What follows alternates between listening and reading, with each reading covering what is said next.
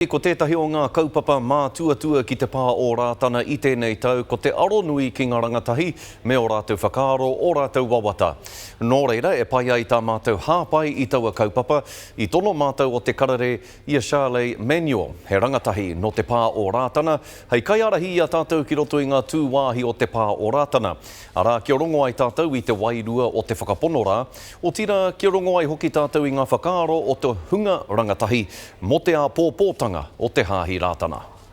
Tēnā tātou katoa, ko Chaeli Manuel tōku ingoa, he uri tēnei no Ngāti Porou, no te asi haunui a pāpārangi, anō nei no konei ko Rātana Pā, nau mai ki te pā o Ngāriki, ki Rātana Pā, whai mai iau.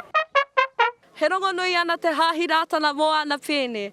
Koinei tētahi o ana pēne arā ko Piriwiritua, no te tai tokerau. Kei taku taha ko etehi o ngā kaiwhakatangi puoro. Nō reira bro, heaha o whakaaro e whai wāhi atu ki ngā pēne.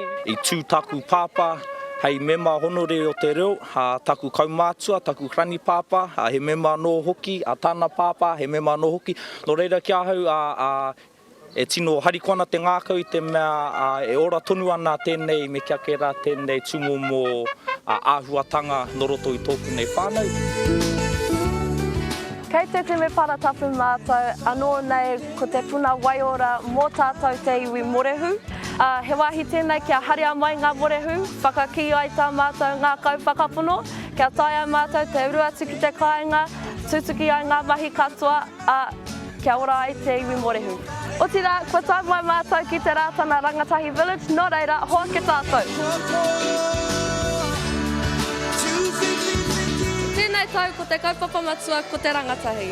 Nō reira, me pātai atu, he aha te mea pairawa atu o tēnei hui. He aha te tino hōhunutanga o enei momo āhuatanga? I suppose we're doing this to just so our rangatahi have something to do, to keep our rangatahi occupied and just like whakawhanaunga with rangatahi from here, from Waikato and from Rātana, yeah. Tēnā koutou wahine mā, he pātai tāku, he aha te mea nui o tēnei hui ki Rātana, ki a koe? All the fun, friends, family. My whānau that come from Tūrangi, my family and everyone. So what draws you back to Rātana Pā? Whānau mainly.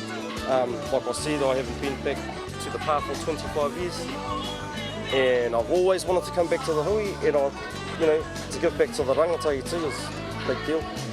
Ka tū ki muri rā, ko te manua te pauherenga waka, anō nei ko te marae o Rātana Pā, e ai ki tātou pōtiki mirimu Rātana. Ka tū whera ko te whare nei, hei kāinga mō te katoa, mō te iti, me te rahi o te tangata.